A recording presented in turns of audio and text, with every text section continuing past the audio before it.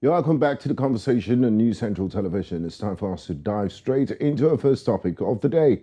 The United Nations new special envoy for Libya warned on Tuesday that the first anniversary of the postponed elections was fast approaching and that further postponement of the polls could lead the country to even greater instability, putting it at risk of partition. Abdoulaye Bathily told the United Nations Security Council that the October 2020 ceasefire still held despite escalating rhetoric and the build-up of rival government forces in the east and west of the country. The current political crisis stems from the failure of elections on December 24, 2021, and the refusal of Prime Minister Abdelhamid Dbeibah, who headed a transitional government in the capital Tripoli, to resign. In response, the country's eastern-based parliament appointed a rival prime minister, Fathi Bashagha, who has been trying for months to install his government in Tripoli. Bathily, a former Senegalese minister and diplomat who arrived in Libya in mid-October and has traveled to all parts of the country, told the council that he has seen Libyans hope for peace, stability and legitimate institutions. He warned that further prolonging the elections will make the country even more vulnerable to political, economic and security instability and could risk partition. And he urged Security Council members to join efforts to encourage Libyan leaders to work with determination to hold the elections as soon as possible. And now joining us for this conversation, we have Dr. Mohsen Derregia, former chairman at Libya Investment Authority, all the way from Misrata, Libya. Thank you so much for joining us on the conversation. Thank you for having me. My pleasure to join you. Wonderful. So, Dr. Derregia, let's go back in time. I mean, before the postponement of the elections in 2018 and in 2021. Now, we know Libya has been in chaos since the NATO-backed uprising in 2011 and ousted long-serving ruler Colonel Muammar Gaddafi. Now, how did Libya get to this point? How did Libya fall apart? Well, I think initially Libya had an issue with weakened institutions due to the system of government it had in place for decades. And the lack of institutions meant that the whole country was reliant on decisions by one person to resolve any differences between the various parts of Libya, the various institutions, the various political groups in Libya. And that person is gone. So now, really, there isn't an institutional framework that will make everyone respect the rule of law and respect election results and follow on with their tasks that are required from them. Post 2011, I think the political rivalry between various groups that were trying to gain control of Libya has resulted in a stalemate. International intervention tried to create a balance between these two groups to force them to come to a conclusion. Unfortunately, the format for resolving the problem has always been power sharing, which means resource sharing, which means an incentive to continue the conflict so that you continue sharing. This has been tried in other countries as well, where you try to get a political sharing arrangement. We know now, for example, in the Lebanon, the political sharing arrangement has been in place for decades, and some figureheads have been in position for decades with no change whatsoever, because they maintain the conflict to maintain their position of relevance in the politics of the country. Now, it's not an easy problem, but that's where we are. Okay. There was a belief on the part of the international community that elections will renew the legitimacy of the House of Representatives, will renew the legitimacy of government, and at least we turn the page from the current one, which has been going on since 2012, now 10 years. Unfortunately, they perhaps were too optimistic that there is a will on part of the parties to the conflict to give up on the conflict and to move on for the benefit of the people and the benefit of Libya. That has not materialized. So now we have a problem. And in particular, this idea that Libya is under threat of partition is to do with the narrative that has been created post Now, 2011. this is where I'd like to come in, Dr. Derregia, this partition conversation. What do you make of the United Nations Special Envoy to Libya, Abdoulaye Bathili's comments that delays in elections in Libya could lead to a balkanization of the country? Is he trying to put in ideas here? Because we already have a situation where there are two rival governments in charge. You have an eastern government and another rival government in the west. There is a risk of that, but I cannot, there is a risk of that. And the risk is created by the narrative that has been developed and even the politics that have been developed in Libya. Now we have, even in discussions about Libya now, we have the three parts of Libya: the West, the East, and the South. This notion that Libya was created by the Italians, which is a false idea, because Libya as a state has existed since at least 1550. And Libya as a name has existed for over 2 millennia. So it's a false politics, false narratives to convince everyone that Libya really is not one country, it's several countries, we might as well split it up. And why is this narrative being created? It's because some people believe that if they split it up, they can have parts of Libya uniquely theirs. This does not serve the Libyan people, does not serve the Libyan nation, and it does not do the history of Libya justice. Libya ruled as the state of Tripoli since 1550, continuously until it was renamed as Libya to its old name that dates from Herodot and the Greeks and the Romans and even the Phoenicians. A name that comes from tribes called Libo that lived in Libya, and their descendants still live in Libya. So this narrative is terrible, and it is being promoted even by some countries who prefer Libya to be weak and divided than to have it unified and an economic powerhouse in North Africa. Okay, so I think the fear is justifiable. But I think it is really a narrative created by the current status quo that should go away as soon as this current status quo is swept aside. Now, looking at this status quo, there's a popular mindset. We believe that elections in Libya will bring about more stability in the country. Now, 26th of December will make it 1 year since the elections were postponed. A lot of people were waiting for that elections last year, and we're practically running into December. Now, what were the obstacles to holding elections in Libya? And with the present two prime ministers, we have Babe on one side, we have Bashaga at the other side.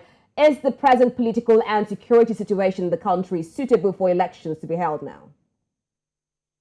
I think elections are going to be difficult. And I think the main reason we didn't have elections in December is because the status quo does not want elections. They want to continue.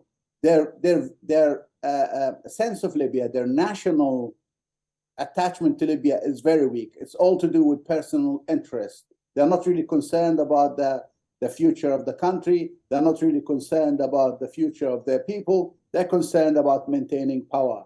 It's a typical narrow view of how things are, unfortunately, and it doesn't show the leadership required to help the country get out of its problems and prosper again. Today, by chance, I was looking at one of my desk drawers and I found my election cards. And I felt that everybody has forgotten that we have collected our election cards ready to cast our votes in December. And it's been stolen away from the Libyan population, their right to choose who represents them and who leads them. That alone will not solve the problem, however. Libya needs to rebuild institutions. Libya needs a capable government that will work towards solving the security problems, solving the social problems, solving the economic problems, and getting the country in a state that will allow elections to take place and allow the results of elections to solve the problems. Elections alone will not solve the problems. But They are Dr. necessary, Dr. but they're not Derregia, sorry if sufficient. I cut in here. You talk about building the institutions. How do we have credible and good institutions when there's no clear leadership in Libya? Yes, well, the issue is that the issue is we have out of the process that we've gone through several times now, with the help of the United Nations, we have always let the current status quo come to an agreement about an executive. And that executive is a format for sharing influence, resources, power in the country. And therefore, the resulting executive is not really the executive that Libya needs. It's the executive that the status quo parties want to have because they want to influence it to continue on the same path. So this is the conundrum. How can Libya have an executive that is efficient, that is transparent, that is capable of solving the problems? And how do we produce that when we have the relevant parties, the status quo parties that are continuing the current conflict, part of the solution? I think this is the difficult part, and this is what needs to be solved. Now, Dr. Derregia, there were protests in early July in Tripoli and Tobruk when the parliament building there was set on fire. The people called for elections to happen. You've also mentioned strong institutions before elections, so we don't have a situation where you're putting the cart before the horse. Now, my question to you is, you have these rivals in the East and West. Is there an ideological difference between Fathi Bashagha and Abdulhamid Dbeibah? Or is this all about self-interest? And do any of these heavy Libyan political actors factor in what the ordinary people want, including General Khalifa Haftar? Well, I'll start with the last part. I don't think the Libyans want the current situations at all. Libyans want to go about their daily life. They want good health service. They want good education. They want security. They want infrastructure. They want their country to prosper. They don't want ideological conflict. Libyans are not really supporting one party or another.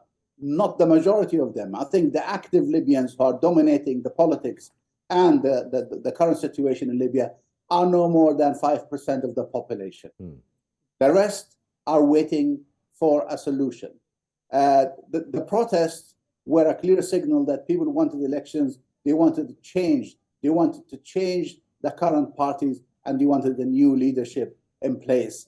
Now, I was surprised that the protest did not get enough international support, and almost they were feared that the elections will snowball and will lead to an overthrow of the current system altogether and chaos in Libya. And there is legitimate reasons why that would not be an ideal situation for Libya, or would be actually a terrible situation for Libya. Except that the international messaging around the protest almost said, don't protest, we will solve the problem for you. Except that, again, it has not been solved. It hasn't been solved. And I think that it is very important for the United Nations to move forward with a new set of Libyan representation at the political level, and a new government that's chosen on the basis of capability, not on power sharing and if you like, resource sharing and splitting the loot. Okay, now, aside that, we have recent reports now that Libyan organizations have expressed the objections to the recent meeting between the prosecutor of the International Criminal Court, that is Karim Khan, with Khalifa Haftar in Benghazi, asking him to apologize as the latter is accused of war crimes. Now, what do you make of this visit? Well, I mean, I don't understand what are the actual incentives behind these actions, but I understand that the current justice being sought by the international community in Libya is determined, at least in declared intention to hold people accountable for their crimes. Now, there was a statement that followed the visit, which said that some people will be issued with international arrest warrants, but the names will not be made public, so as to perhaps allow the international warrants to be executed in secret, so that people are not taking precaution and stop traveling and all that. And I think the impunity that many people enjoyed in Libya has encouraged more and more strife and more conflict in Libya. There were many international statements about holding people who spoil the politics, who engage in illegal activities, who try to stop progress in Libya, political progress in Libya. There were many statements about holding them accountable. But Dr. Derregia, sorry to butt in here. Don't you see a contradiction here? You know, the international community say, you know, let's hold those that are derailing the road to democracy accountable. And then you're with somebody that should actually have an international arrest warrant. He should actually be in The Hague. I'm talking of the person of Renegade General Khalifa Haftar, and you have the chief prosecutor of the International Criminal Court shaking hands with him, and the pictures are splashed all over newspapers in the world. What does this tell you about the real intentions of the international community? Are they really serious about this accountability, or is just empty talk? Yes, I think the public in Libya believe it's empty talk, because nobody so far has been held accountable. The number of people actually arrested with international warrants is close to zero. After 10 years of conflict, after numerous crimes, horrible crimes that have been committed in Libya, amongst these, the civil war, the unofficial prisons, the non-respect of court rulings, smuggling of people, the horrible fate and conditions that people who are involved in, who are being smuggled from country to country, have to endure crossing Libya. All these things have not been, the international community have not held anyone accountable. And therefore, it is very hard to expect that those elements that are spoiling the scene in Libya will change their behavior on the basis of statements. There has to be action. There has to be credible action. Don't forget that parties to the conflict in Libya are supported by states. They are not just operating individually. And that is why the United Nations finds it difficult to solve the problem. Talking about accountability and steps towards solving these problems, let's talk about the United Nations mission in Libya. The main element of its mandate, defined by the United Nations, includes supporting Libyan transitional authorities and post-conflict efforts, providing mediation and implementing Libyan political agreements, supporting key institutions, and monitoring and reporting on human rights. Now, Dr. Derregia, how effective has the United Nations mission in Libya been in fulfilling its mandate? It has been as effective as the international community has allowed it to be. We've seen the Berlin conference. That was a huge effort led by Chancellor Merkel, and it's a result of effort by the late envoy Ghassan Salama, or the last envoy Ghassan Salama, and Stephanie Williams, his assistant, and they made a huge effort to do that. And there was a push towards a new political solution. The problem is, it fell again back to power sharing, to the same modus operandi. And that resulted in a government that is being based on power sharing and influence sharing, rather than conflict resolution, rebuilding the country, preparing the country for constitution and for permanent state. And so the result is that we reinvented the conflict, because the parties to the conflict still have the tools to continue the conflict. Now we have Baber, who is supported by the international community. We also have the Libyan Prime Minister of Government of National Unity, that is Fathi Bashagha. Now, how popular or how much power does Baber still hold in Libya? I think the problem that the government of Fathi Bashagha faced was that when he formed his government, it was again based on power sharing. And the government he came up with was a government of influence, of people of influence in Libya making up that government. And that's why I think the prime reason it was a rejection, international rejection of the government, because it's a continuation of the same problems that has made other governments fail in the past. It could have succeeded, but unfortunately, it did not succeed because it adopted the same formula as the governments before, and it was rejected. Now, Dr. Derregia, before we let you go, Libya once had one of the highest standards of living in Africa, free healthcare and education. What has been the effect of this sporadic violence that we've seen over the years, this stalemate in the political process on the Libyan people?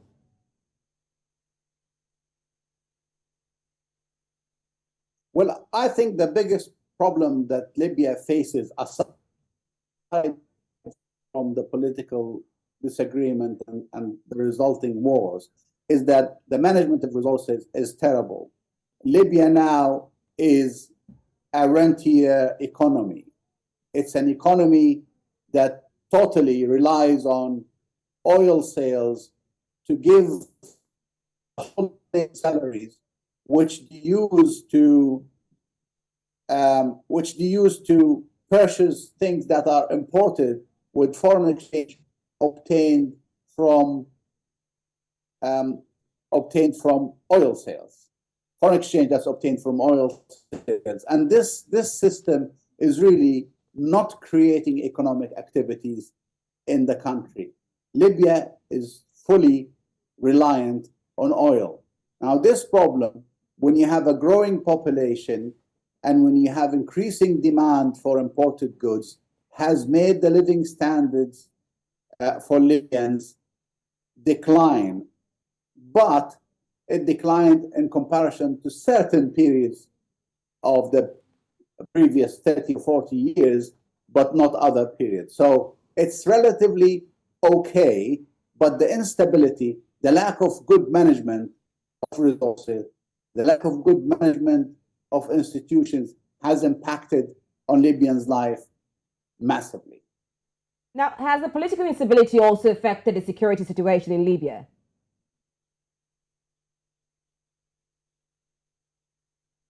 Yes, absolutely. The instability is almost in demand. The instability is almost demanded by people who are engaged in illegal activities, people engaged in smuggling, people smuggling, fuel smuggling, drug smuggling. They all love the instability, and they would fight against the stability. And this is why I said that we need a competent, strong government to start to solve the problems by strengthening the institutions, the legal institutions, the security institutions, the economic institutions, and that will lead to a better situation to resolve the political issues. Now, finally, I know I said finally a while ago, but final this time around. The international community is calling for elections. Libyans want elections. Ordinary Libyans want elections. Are elections the silver bullet to solve all Libya's socio, political, and economic problems? Once you conduct elections, would everything be fine in Libya?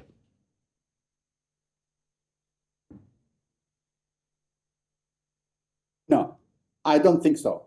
You will change the scene, but will you change the operators? This is why institutions are more important than elections, or let's say at least as important as elections, because institutions are what hold back the power of elected officials. politicians, elected officials, if they can, they will usurp all power available in the country. And it's institutions that stop them, institutions that put brake on their ambition. Institutions means that elections, yes, it will unify the country to some extent. For how long, we don't know. It will change the scene. It will be conflicted individuals now controlling the political scene in Libya, but it may well deteriorate within 6 months after elections once all parties take sides and they found their way again back to the system. And that's the risk. All right. Thank you so much, Dr. Derregia. The importance of good institutions before elections. Well, we'll wait to see how that pans out in Libya. Thank you so much for joining us on this conversation. Thank you.